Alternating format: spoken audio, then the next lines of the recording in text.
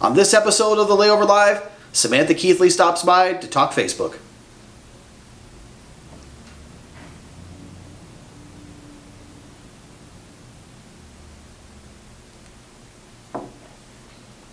Time limits will be and must be strictly enforced given the numbers that we have here today. If you're over your time, Chairman Thune and I will make sure to let you know.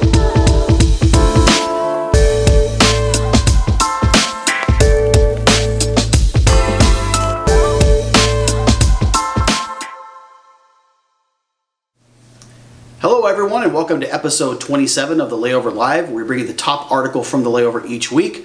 I'm Jason Swick, VP of Digital Marketing. I'm joined by Samantha Keithley, who's on our paid media team. So Sam, welcome again. Thanks. We're here. Yeah, we're going to talk Facebook again. Seems like we were here just the other day talking about this, right?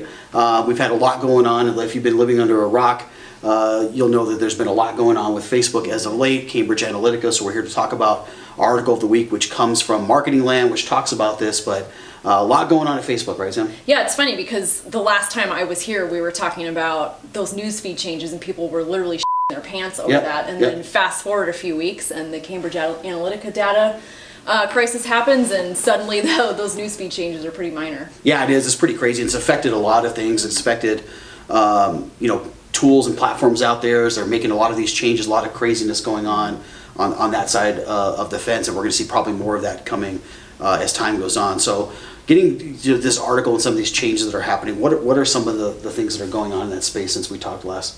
Yeah, so I think, at this point, Facebook's kind of trying to make some reactionary changes, mostly so that users feel more comfortable with the data that's on their Facebook account, how that data is used. So really just trying to make people feel more safe on the platform. There's a lot of changes that they've rolled out. Some have been announced, others were just, kind of quiet changes. But there was really four, I think, that most apply to DMOs. So the big one, obviously, is removing the partner categories targeting option. So yeah, that's a big one. That's a big one because that's what allows you to go after those people, whatever it is that they're doing off Facebook. So if they're trying to plan a trip, maybe they're booking a flight, or maybe they just purchased a car. That's a pretty big targeting option that they have gotten rid of. So that's going to be kind of a gradual shift, but it should be completely gone by October 1st. Okay. And then the second one that they're saying is that pages with a large number of followers, they're actually going to have to be verified at some point. They haven't said, in true Facebook style, they haven't said what the date is for that or even what the number of followers are going to be. So I'm sure we'll hear more about that. And then also another big one too is with relating to custom audiences.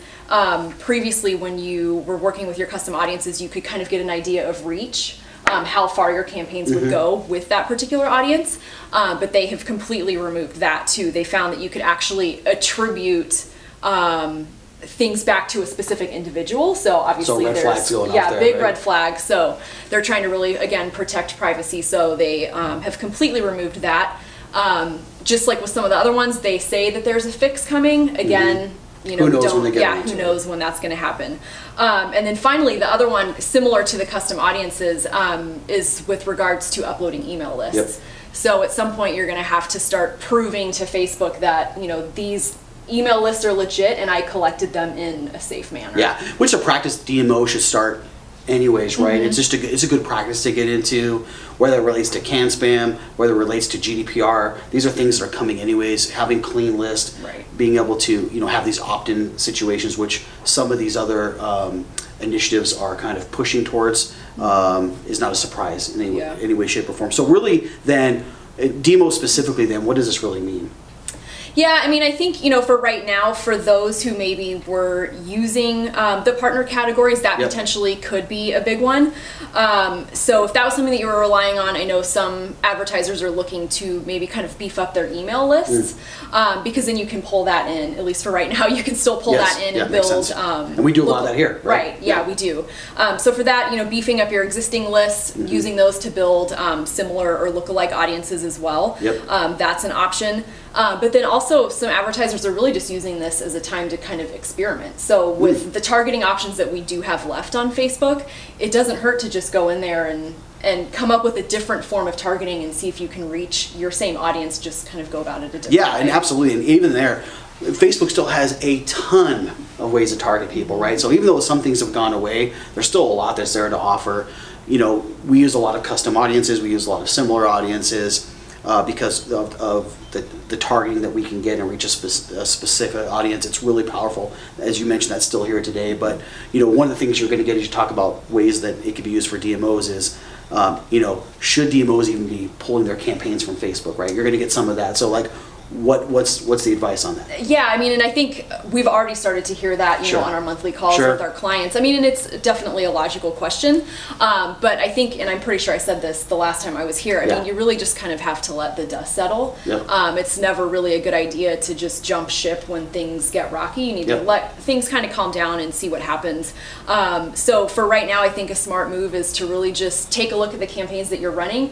What were the goals that you laid out for them when you first created those campaigns? And see, with what is running, am I still reaching those goals? Am I still generating conversions? Are they still engaged on my site? And if that's the case, then I mean, just keep doing what you're doing. There's really no need to just completely abandon. But if maybe you are seeing some changes already, then maybe now is a good time to kind of take a step back and think, okay, maybe I should rethink some of these campaigns, maybe add some new campaigns, freshen up the copy, things like that. Yeah, no, it makes a lot of sense. I think that's good advice. I err on the side of caution, right? So I say wait to see what happens. I think that's great advice. It's still an incredibly powerful platform. I'm a huge fan of it. I think it's you know, Facebook's gonna find ways to right the ship, so to speak, and get this working back in their favor. So I think, again, too early to tell. The performance is still there and things are going well. I think keep things going the way it is great advice. So thank you, Sam. Thanks for coming by today. No problem. And thank you each and every week for tuning in to the Layover Live. Please submit your questions below us. We'd love to answer those on the air.